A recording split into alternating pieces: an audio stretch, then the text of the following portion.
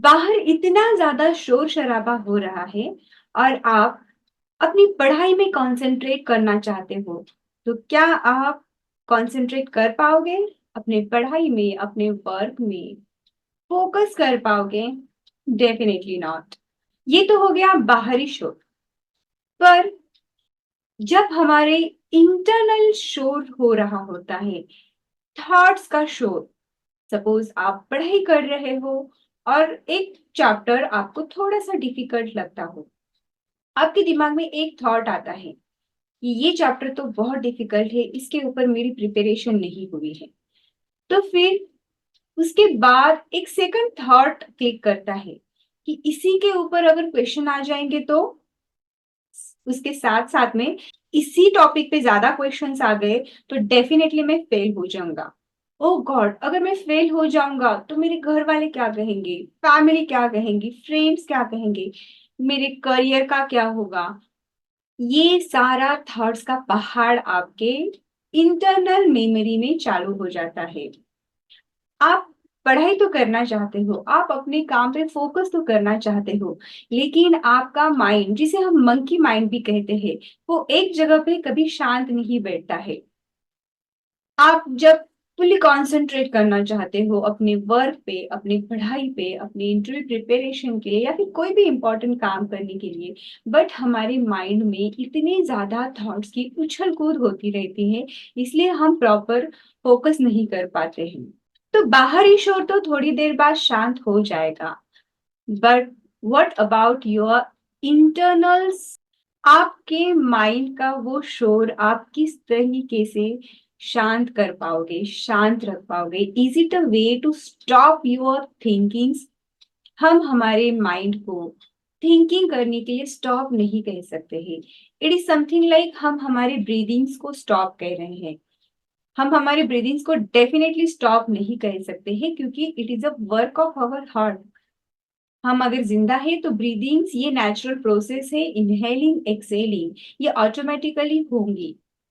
इसी तरीके से हम हमारे माइंड को भी स्टॉप थिंकिंग ये नहीं कह सकते हैं। It is a natural process कि हम मल्टीपल थिंकिंग हमारे माइंड की चालू रहती है, but definitely we can control on it. जब आप किसी चीज पे फोकस लगाना चाहते हो, कंसंट्रेट करना चाहते हो, और डेफिनेटली वो बहुत ज्यादा इंपॉर्टेंट काम है आपके लिए, लेकिन आप अपने माइंड के किसी निगेटिव थॉट को लेके, किसी परेशानी को लेके, कि फ्यूचर वरीज को लेके बहुत परेशान हो रहे होते हैं और आपका माइंड कंटिन्यूअस थिंकिंग करता रहता है, तो इस थिंकिंग को हम किस तरीके से कंट्रोल रख पाए? क्या आप जानते हो, हमारे माइंड के अलग अलग फ्रीक्वेंसीज होती है, अल्फा बीटा गैमा। और जब ये फ्रीक्वेंसीज हम समझ जाते हैं और उसे कंट्रोल करना सीख जाते हैं, तो हम हमारे माइंड माइंड के थॉट्स को भी कंट्रोल करना सीखते हैं। But definitely there is a system. There are mindfulness practices is the one of the best technique to control on your mind. हम जब मेडिटेशन करते हैं तो एक ह्यूमन का ब्रेन अल्फा फ्रीक्वेंसी स्टेट में होता है। उस वक्त हमारे थॉट्स की प्रोसेस बहुत ही ज्यादा डाउन होती है। हम हमारे माइंड के ऊपर फुली कंट्रोल रख पाते हैं, और माइंडफुलनेस प्रैक्टिसेस को यूज करके हम हमारे थॉट्स की फ्रीक्वेंसीज को कम कर सकते हैं, उसे अल्फा स्टेट में लाकर हमारे माइंड के ऊपर कंट्रोल कर सकते हैं।